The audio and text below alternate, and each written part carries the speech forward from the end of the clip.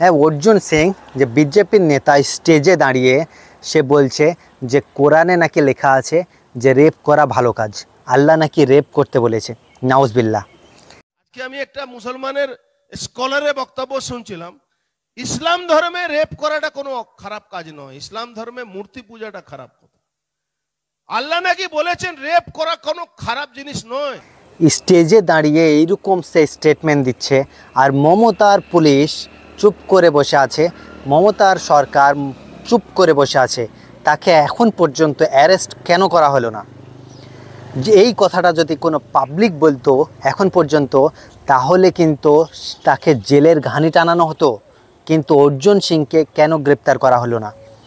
অর্জুন সিংয়ের বিরুদ্ধে এফআইআর কেন দায়ের করা হলো না? এফআইআর কেন করা হলো না অর্জুন সিংয়ের বিরুদ্ধে?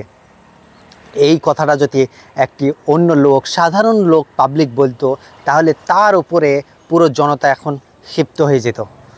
কিন্তু অর্জুন সিং ঠিকই জানে যে কোরআনে এরকম কোনো কিছু লেখা নেই, আল্লাহ এরকম কোনো কিছু বলেনি।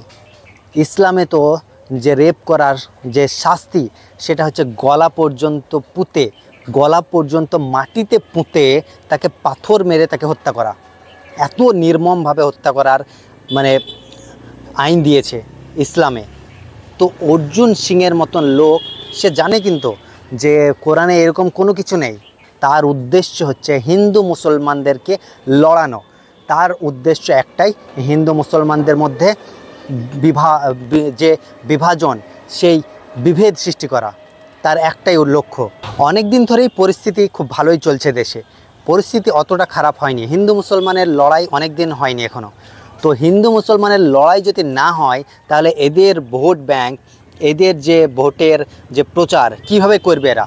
সেই জন্যে কিন্তু হিন্দু মুসলমানদের মধ্যে মারামারি, দাঙ্গা লাগিয়ে দেওয়ার জন্যে কিন্তু এই রকম স্টেটমেন্ট সেই স্টেজে উঠে সেই রকম স্টেটমেন্ট সেই স্টেজে উঠে সে দিয়েছে। তো মুখ্যমন্ত্রী মমতা বন্দ্যোপাধ্যায়ের উচিত যে এই অর্জুন সিংয়ের বিরুদ্ধে যেন অ্যাকশন নেওয়া হয়, অ্যাকশন নেয় যেন মমতা সরকার, যেন এই অর্জুন সিংয়ের বিরুদ্ধে খুব তাড়াতাড়ি অ্যাকশন নেয়। যে এই স্টেটমেন্ট তিনি কেন দিয়েছেন, নাই জেনে, যদি তার না জানা থাকে তাহলে নাই জেনে এরকম স্টেটমেন্ট কেন সে ইসলামের ছবি খারাপ করবে? কেন সে লড়াই লাগাতে চাইবে যে হিন্দু মুসলমানের মধ্যে কেন বিভেদ সৃষ্টি করার চেষ্টা করবে সে? তার জন্য মমতা সরকারের উচিত যে তাকে আইনের আওতায় নিয়ে আসা।